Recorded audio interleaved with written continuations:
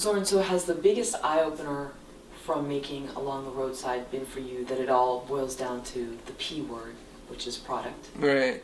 Is that the biggest eye-opener, or are there other things? It's definitely, it was the, you know, the biggest slap.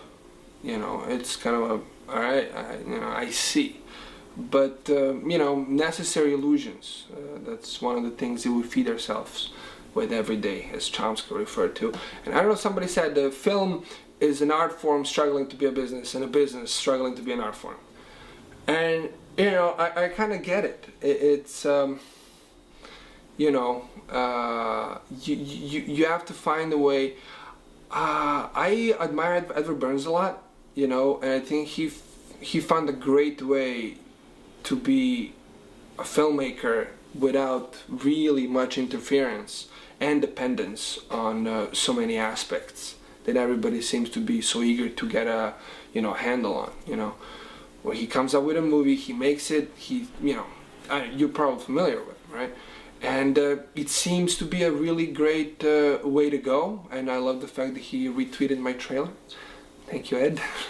But, you know, I think it's a great time for up-and-coming filmmakers, and it is scary because the age of abundance is here, and everything's, I mean, I listened to this interview by a Serbian director, the same one who directed a film that our actor was a part of, the One Palm d'Or, and he says, when I applied our film at Cannes that year, it was 300 movies.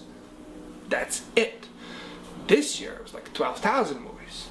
You know, so, you know, and then there's more people living in the world, so it's becoming, you know, crowded, but somebody did define that the intellectual capital is not reproducible, and therefore any sort of media that has anything to do with creativity will still remain, as it will have value of sorts. Knowing that product is king, are you going to write your next script, be part of the next project, going backwards with that in mind? Are you going to do a horror film with girls in wet t-shirts that are under 25, knowing that that's going to sell? Yeah, no, honestly, I won't. And it's because if I wanted to do something I don't love doing, you know, there are other jobs.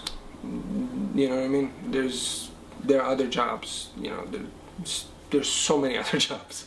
But I'm in this whole film thing, not even with my choice. If you think about it, with the whole, you know, drawing comic books and stuff, you know, I apparently have this whole thing, I have to do this, and I can only do the films that I can 100% stand behind emotionally and with everything, because I don't see any other way to do it.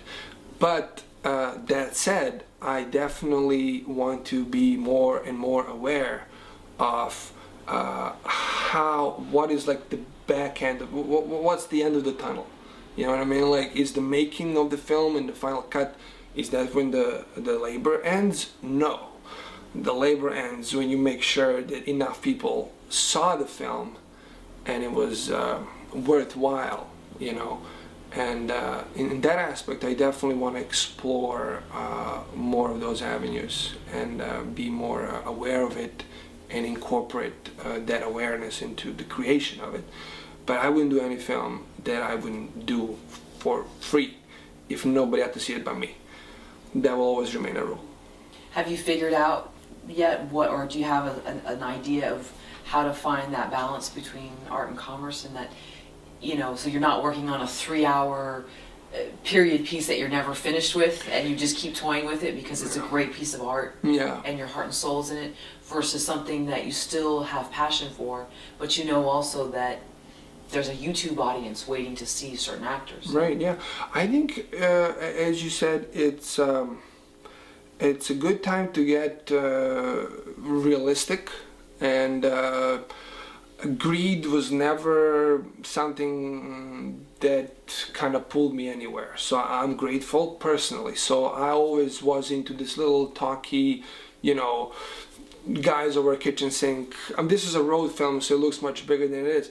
But those are my favorite films. Like I don't really get off on big sci-fi, you know, all this. So I do think I have all these ideas and scripts and ways to go about making these little films that could be made inexpensively, and if they are put together the smart way, collaborating with people who do have plugins with certain audiences, it could be one of those, hey, I do what I love, I make enough money so I don't have to, you know, I don't know, hit the bar attending every other weekend or something, and it makes sense, you know. And I think that's everything one can ask for, really, to do what he loves and to be to make a living off it, you know.